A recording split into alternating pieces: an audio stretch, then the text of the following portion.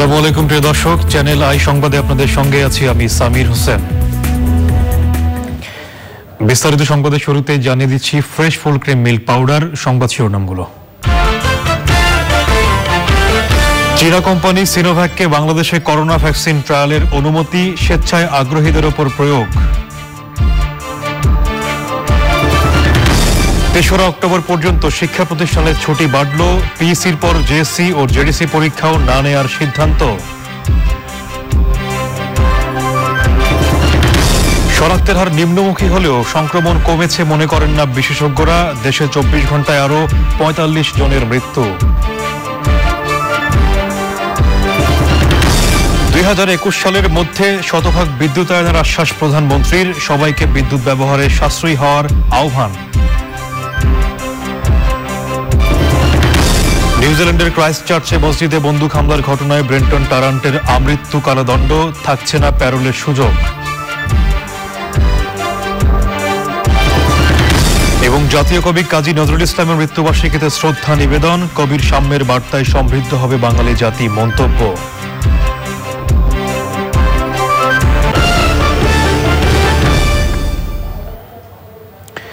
এছাড়া নিটল ডাটা বিশেষ সংবাদে থাকছে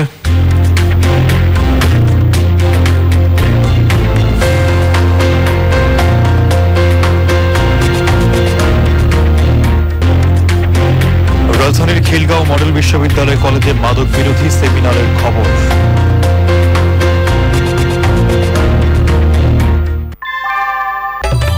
ঘরের চালের স্থায়ী সমাধান আনোয়ার সিমেন্ট শীট, সব সিজনেই ফিট।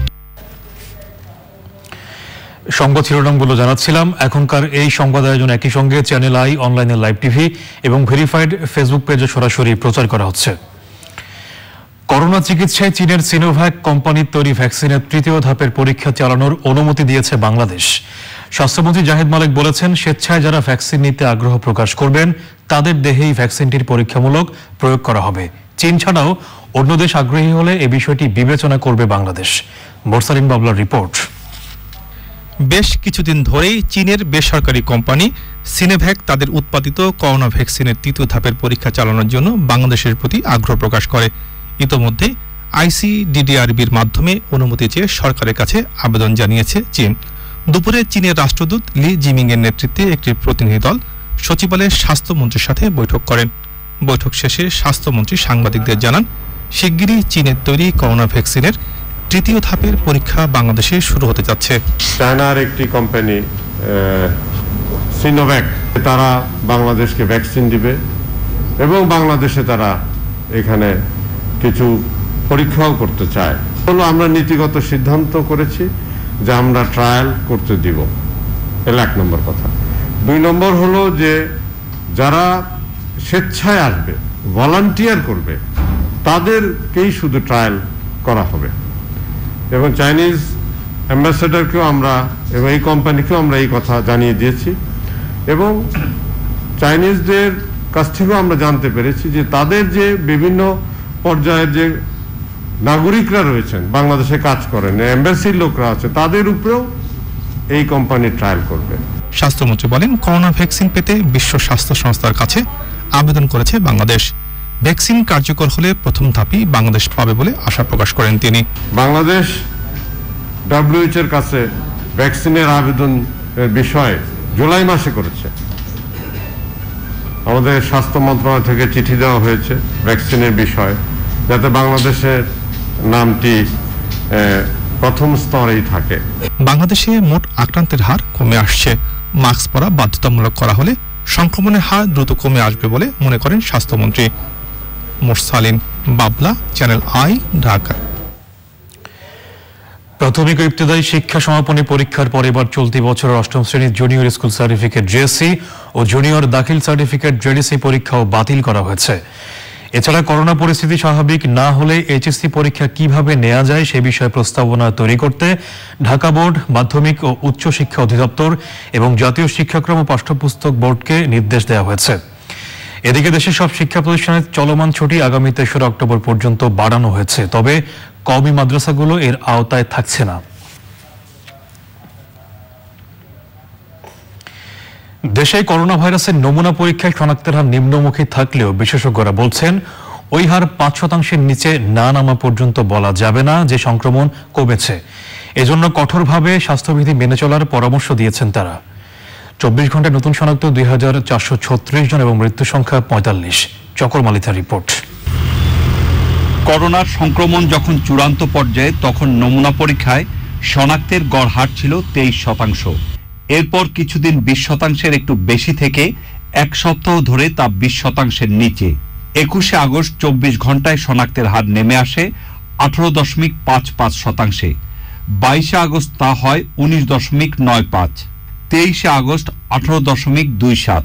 24শে আগস্ট 18.57। 25শে আগস্ট 17.98। 26শে আগস্ট আরও কমে 16.72 এবং সর্বশেষ বৃহস্পতিবার তা 16.11%। এভাবে শনাক্তের হার নেমে যাওয়া কি কোনো সুসংবাদ দিচ্ছে? যদি শনাক্তের হার শতকরা 5-এর নিচে নামিয়ে আনা যায় এবং প্রতিদিন অন্তত 20,000 নমুনা পরীক্ষা করা যায় এবং এই সংক্রমণ শতকরা 5-এর নিচে পরপর 3 সপ্তাহ থাকে, তাহলে আমরা বলতে পারবো যে আমরা কোভিড-19 সংক্রমণ হারটা কমাতে পেরেছি, অনেকখানি নিয়ন্ত্রণে আনতে পেরেছি। সংক্রমণ হার নেমে যাওয়া ছাড়াও স্বাস্থ্য অধিদপ্তরের সংবাদ বিজ্ঞপ্তি বিশ্লেষণ করে দেখা যাচ্ছে 24 ঘন্টায় নমুনা সংগ্রহ 15,501টি, পরীক্ষা 15,124।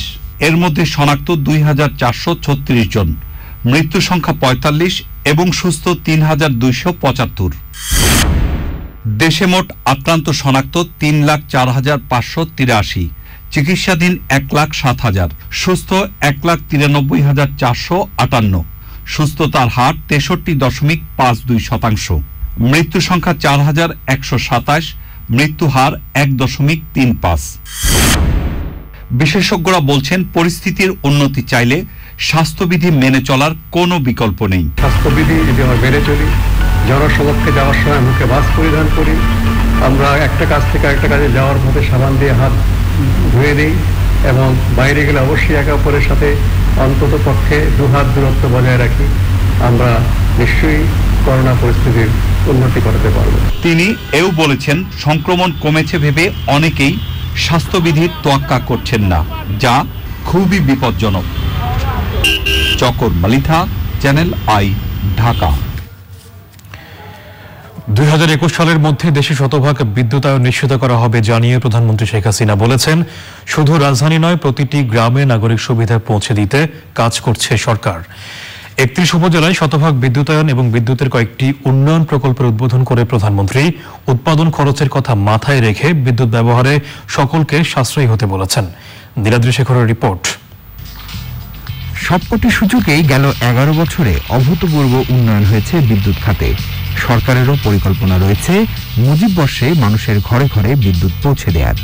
সেই পরিকল্পনার অংশ হিসেবে আরও 31টি উপজেলাকে শতভাগ বিদ্যুৎ সরবরাহের মধ্যে দিয়ে 288 উপজেলায় শতভাগ বিদ্যুতায়নের আওতায় আনা হলো।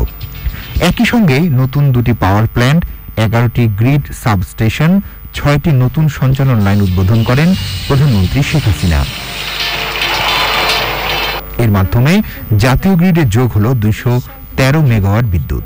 97% জনগণকে আমরা বিদ্যুৎ দিতে সক্ষম হয়েছি এবং আমরা আশা করি যে এই 2021 সালের মধ্যে আমরা শতভাগ মানুষকে বিদ্যুৎ দিতে পারবো, সেভাবে আমরা পরিকল্পনাও নিয়েছি। 2041 সালে বাংলাদেশ কেমন হবে আর সেদিকে আমরা লক্ষ্য রেখেই 41 সালের মধ্যে 60,000 মেগাওয়াট বিদ্যুৎ আমরা করবো, কারণ আমরা সারা বাংলাদেশে 100 অর্থনৈতিক অঞ্চল নির্মাণ করছি, সেখানে যাতে শিল্পায়ন হবে, ব্যাপকভাবে কর্মসংস্থান হবে, তার জন্য আমাদের বিদ্যুৎ দরকার। তাছাড়া আমরা ডিজিটাল বাংলাদেশ প্রতিষ্ঠা করেছি। সার্বিকভাবে অর্থনৈতিক উন্নতি, অর্থাৎ উন্নতিটা শুধু রাজধানী কেন্দ্রিক না, শহর কেন্দ্রিক না, আমরা প্রত্যেকটা গ্রামকে শহরে রূপান্তর করতে চাই, নাগরিক সুবিধা গ্রামের মানুষের ঘরে পৌঁছে দিতে চাই। বিদ্যুৎ উৎপাদনে সরকারের ভর্তুকি ও খরচের কথা উল্লেখ করে সকলকে ব্যবহারে সাশ্রয় হওয়ার পরামর্শ প্রধানমন্ত্রীর।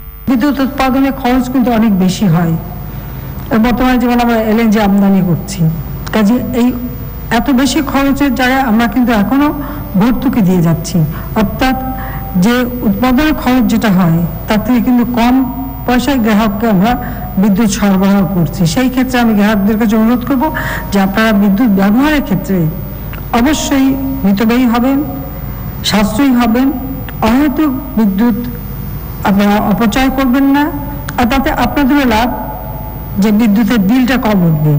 করোনা সংকটের মধ্যে ঘরে বসে শিক্ষার্থীদের পড়াশোনা চালিয়ে যাওয়ার নির্দেশ দিয়ে প্রধানমন্ত্রী বলেছেন, পরীক্ষা ছাড়া কিভাবে উপরের ক্লাসে প্রমোশন দেয়া যায় তা নিয়ে সরকার ভাবছে। Niladri Shekhar, channel I, Dhaka. নিউজিল্যান্ডের ক্রাইস্টচার্চে 2টি মসজিদে বন্দুক হামলায় 5 বাংলাদেশি সহ 51 জনকে হত্যার ঘটনায় অস্ট্রেলীয় নাগরিক ব্রেন্টন টারানকে আমৃত্যু কারাদণ্ড দিয়েছে নিউজিল্যান্ডের আদালত। প্যারোলবিহীন আমৃত্যু কারাদণ্ড দেওয়ার ঘটনা নিউজিল্যান্ডের ইতিহাসে এটিই প্রথম। রায় বিচারক বলেন, হত্যাকাণ্ডের ঘটনাটি চরম অমানবিক ও বর্বর। ব্রেন্টনকে কোনো মতেই দয়া দেখানো যায় না। আলভি হোসেন জানাচ্ছেন বিস্তারিত। বিশ্বব্যাপী আলোচিত ক্রাইস্টচার্চ হামলা মামলার রায় ঘোষণা করেছেন আদালত। রায় ঘোষণার সময় বিচারক ক্যামেরন ম্যান্ডার এই ঘটনাকে গণহত্যা হিসেবে আখ্যায়িত করে বলেন, টারান্টের অপরাধ এতই জঘন্য যে আমৃত্যু কারাগারে থাকলেও শাস্তিটা যথেষ্ট হবে না। রায় ঘোষণার আগে উচ্চস্বরে দীর্ঘ সময় ধরে হামলা শিকার ব্যক্তিদের বর্ণনা এবং তাদের স্বজনদের মন্তব্য পড়ে শোনান বিচারক। এ সময় আবেগাপ্লুত হয়ে বেশ কয়েকবার থেমেও গিয়েছিলেন তিনি।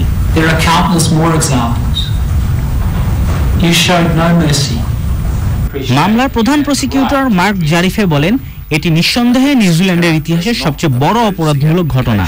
টারানকে জঘন্যতম খুনি হিসেবেও আখ্যায়িত করেন তিনি।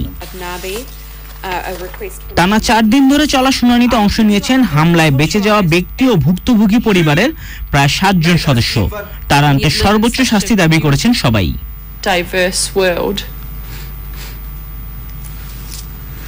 এর আগে তার বিরুদ্ধে আনা 51টি খুন, 40টি খুনের চেষ্টা ও সন্ত্রাসবাদের অভিযোগের দায় স্বীকার করে টারান। এক প্রসিকিউটর জানান, তৃতীয় একটি মসজিদেও হামলার পরিকল্পনা ছিল তার। মসজিদ পুড়িয়ে বেশি সংখ্যক মানুষকে হত্যা করতে চেয়েছিল সে। নিউজিল্যান্ডে বসবাসকারী মুসলমানদের একতার প্রশংসা করে রায় ঘোষণার পর প্রধানমন্ত্রী জেসিন্ডা আর্ডান এক প্রতিক্রিয়ায় বলেন, এই ব্যথা দূর হবার নয়। To chronicle what happened that day and the pain it has left behind. 2019 সালের 15 মার্চ নিউজিল্যান্ডের ক্রাইস্টচার্চ শহরের আল নূর ও লিনউড মসজিদে জুমার নামাজের সময় হামলা চালান টারান্ট। এই হামলার ঘটনা ফেসবুক লাইভে প্রচার করে সে। ওই ঘটনায় 5 বাংলাদেশি সহ 51 জন নিহত ও 40 জন আহত হন। অল্পের জন্য প্রাণে বেঁচে যান নিউজিল্যান্ড সফররত বাংলাদেশ জাতীয় ক্রিকেট দলের সদস্যরা। Alvi Hossain, channel I. বাংলাদেশি সহ 51 জনকে হত্যার মূল হোতা ব্রেন্টন টারানকে আমৃত্যু কারাদণ্ডে দণ্ডিত করায় স্বস্তি প্রকাশ করেছে নিউজিল্যান্ডে প্রবাসী বাংলাদেশিরা। বাংলাদেশ অ্যাসোসিয়েশন অব নিউজিল্যান্ডের প্রতিষ্ঠাতা সদস্য সাইদ আহমেদ চ্যানেল আইকে জানান, ঘটনার পর বেশ কয়েকবারই সেদেশের প্রধানমন্ত্রী জেসিন্ডা আর্ডান বাংলাদেশ কমিউনিটিকে নিরাপত্তার বিষয়ে আশ্বস্ত করে নিহতের পরিবারকে সমবেদনা জানিয়েছেন। এজন্য নিউজিল্যান্ড সরকারকে ধন্যবাদ জানিয়েছে বাংলাদেশ কমিউনিটি।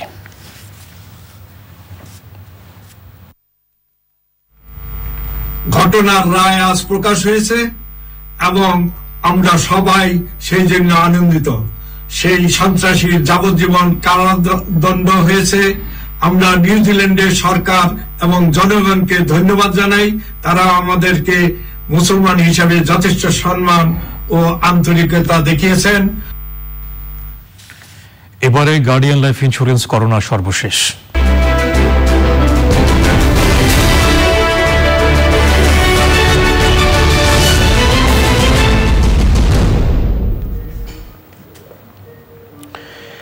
এখনো শিক্ষা প্রতিষ্ঠান খোলা ও পরীক্ষা নেওয়ার মতো পরিস্থিতি হয়নি বলে জানিয়েছে জাতীয় কারিগরি পরামর্শ কমিটি।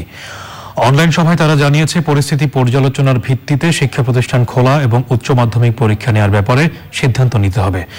স্বাস্থ্য মন্ত্রণালয় ও স্বাস্থ্য অধিদপ্তর উভয় পক্ষ থেকেই ভ্যাকসিনের জন্য পদক্ষেপ জোরদার করা হচ্ছে। বিশ্ব ব্যাংক ও এশিয়া ডেভেলপমেন্ট ব্যাংকের প্রকল্পে ভ্যাকসিন কেনার জন্য অর্থ বরাদ্দ রাখার নির্দেশনা রয়েছে, যেন বাজারে ভ্যাকসিন আসা মাত্রই তা কেনা যায়। উচ্চ ঝুঁকিপূর্ণ জনগোষ্ঠী বাছাই করে পর্যায়ক্রমে ভ্যাকসিন দেয়া যেতে পারে। বাঙালির প্রাণের কবি জাতীয় কবি কাজী নজরুল ইসলামের 44তম মৃত্যুবার্ষিকী আজ। 1975 সালের 15ই আগস্টের শোকাবহ ঘটনার 1 বছর পর এই শোকের মাসেই শেষ নিঃশ্বাস ত্যাগ করেন বিদ্রোহী কবি। করোনা মহামারীর মাঝেও কবি সমাধিতে শ্রদ্ধা নিবেদন করে কবিকে স্মরণ করেছেন বিভিন্ন সামাজিক, সাংস্কৃতিক ও রাজনৈতিক পেশাজীবী সংগঠন। লয়লা নওশিনের রিপোর্ট।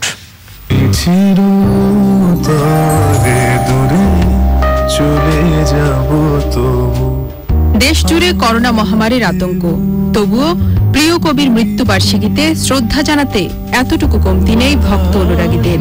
ঢাকা বিশ্ববিদ্যালয়ের কেন্দ্রীয় মসজিদের পাশে জাতীয় কবি কাজী নজরুল ইসলামের সমাধিতে ভোর থেকেই শুরু শ্রদ্ধা নিবেদন। মৃত্যুবার্ষিকীতে শরতের মনোমুগ্ধকর প্রকৃতিতে যেন অপরূপ হয়ে ধরা দিল জাতীয় কবির সমাধি। শ্রদ্ধা জানিয়ে বিদ্রোহ, জাগরণ, সংগ্রাম আর সাম্যের কবি নজরুলকে নতুন করে স্মরণ করলেন ভক্ত অনুরাগীরা। আমাদের যে কোনো দুঃসময়, যে কোনো অসময়, যে কোনো কঠিনতম সময় বাস্তবতার মুখোমুখি হই, তখনই তার যে কবিতা, গান, সেগুলো সবসময় আমাদেরকে অনুপ্রেরণা দিতে থাকে। বিশ্বের দরবারে বাংলা গানের পরিচয় বা একটি জাতির পরিচয় তার সংস্কৃতি চর্চায়, আর সেখানেই অত্যন্ত দৃঢ় পদচারণা কাজী নজরুল ইসলামের। আমাদের সকলের দাবি কাজী নজরুল ইসলামের এই যে জাতীয় কবি, এই কথাটি যেন কাগজে পত্রে লিখিত, স্বাক্ষরিত এবং সিল মোহর যুক্ত হয়। রাজপথে সামনে এগিয়ে যাওয়ার সাহস ও শক্তি কবি নজরুলের কাছ থেকেই আসে বলে জানায় বিভিন্ন রাজনৈতিক সংগঠন। নজরুল অগ্নিবীণার কবি, দ্রোহের কবি, দারিদ্র্যের কবি, যে দারিদ্র্য তাকে মহান করেছে। দারিদ্র্য বিমোচনে চলমান ধারাবাহিকতায় শেখ হাসিনা সরকার নজরুলের চেতনায় সমৃদ্ধ এবং সাম্যবাদী সমাজ বিনির্মাণ করছে।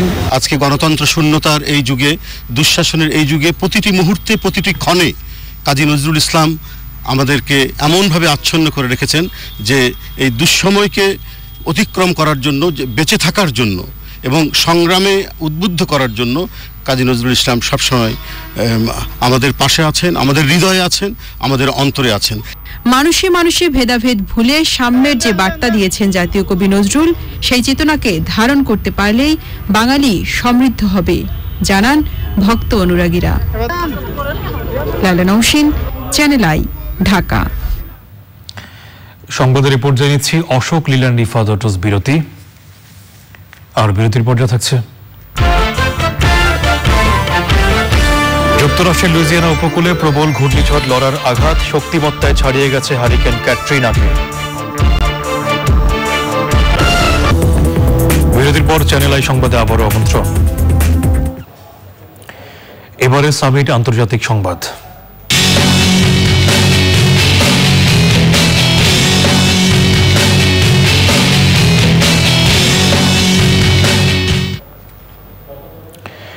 এবছর যুক্তরাষ্ট্রকে আঘাত করা সবচেয়ে শক্তিশালী হারিকেন লরা যুক্তরাষ্ট্রের লুইজিয়ানার উপকূলে আঘাত করেছে। প্রলয়ঙ্কারী এ ঝড়ের গতিবেগ ঘন্টায় প্রায় 250 কিলোমিটার।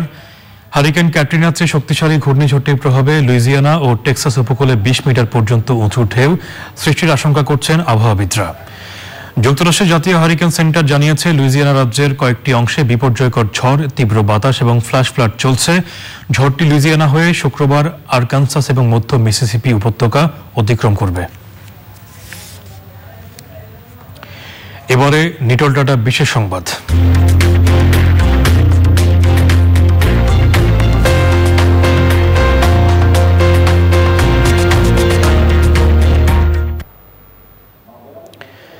মাদক সেবন এবং কারবারিতে নানাভাবে জড়িয়ে যাচ্ছে তরুণ প্রজন্ম।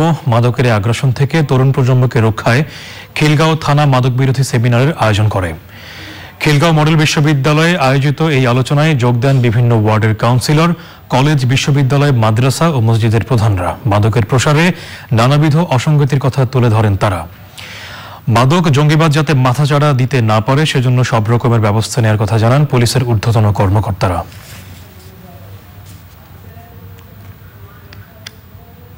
এবারে কৃষি সংবাদ।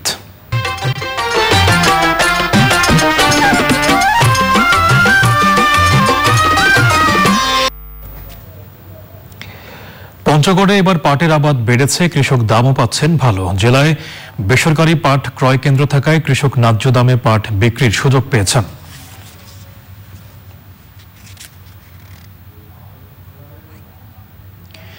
এখন দেখবেন প্রকৃতি সংবাদ।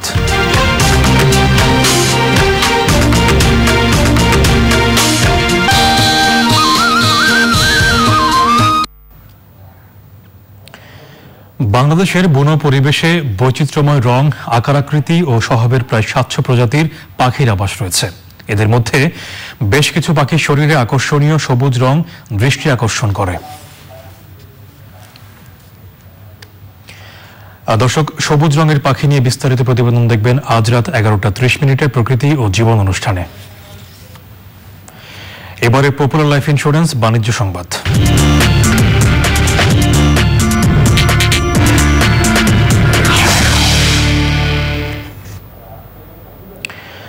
আগামী 1 বছরের মধ্যে দেশের 1 নম্বর ব্যাংক হওয়ার হারানো গৌরব ফিরে পেতে চায় সোনালী ব্যাংক।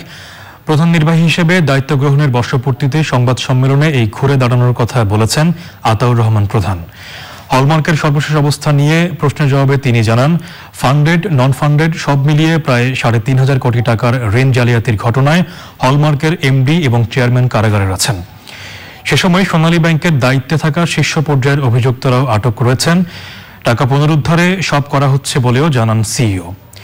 গত 1 বছরে ব্যাংকটির খেলাপি ঋণ কমেছে 5%, মুনাফা বেড়েছে 27%, ঋণ বিতরণ কমেছে প্রায় 11,000 কোটি টাকা। সংবাদের পর্যায়ে আবারও নিচ্ছি অশোক লিরান্ডি ফাতোট্রস বিরতি, আর বিরতির পর্যায়ে থাকছে মেসি যেতে চাইলেও তাকে রেখেই পরবর্তী মৌসুমের পরিকল্পনা সাজাচ্ছে বার্সা, স্পেন জুড়ে ভক্তদের বিক্ষোভ অব্যাহত। বিরতির পর চ্যানেল আই সংবাদে আবারও আমন্ত্রণ। এবারে খেলার খবর।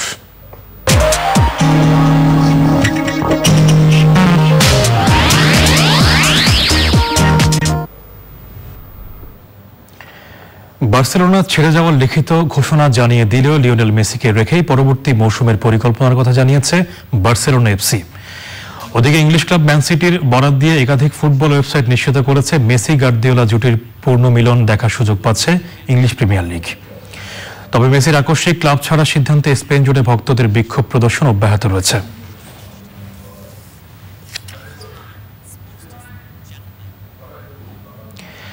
সবশেষে fresh full cream milk powder সংবাদ শিরোনামগুলো জানিয়ে দিচ্ছি আরো একবার। চীনা কোম্পানি সিনোভ্যাককে বাংলাদেশে করোনা ভ্যাকসিন ট্রায়ালের অনুমতি, স্বেচ্ছায় আগ্রহীদের উপর প্রয়োগ। 3রা অক্টোবর পর্যন্ত শিক্ষা প্রতিষ্ঠানের ছুটি বাড়ল, পিএসসির পর জেএসসি ও জেডিসি পরীক্ষাও না নেয়ার সিদ্ধান্ত। শনাক্তের হার নিম্নমুখী হলেও সংক্রমণ কমেছে মনে করেন না বিশেষজ্ঞরা, দেশে 24 ঘন্টায় আরও 45 জনের মৃত্যু।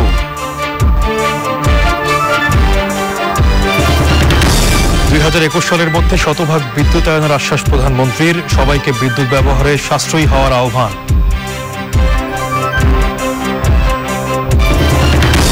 নিউজিল্যান্ডের ক্রাইস্ট চার্চে মসজিদে বন্দুক হামলার ঘটনায় ব্রেন্টন টারান্টের আমৃত্যু কারাদণ্ড, থাকছে না প্যারোলের সুযোগ। এবং জাতীয় কবি কাজী নজরুল ইসলামের মৃত্যুবার্ষিকীতে শ্রদ্ধা নিবেদন, কবির সাম্যের বার্তায় সমৃদ্ধ হবে বাঙালি জাতি মন্তব্য।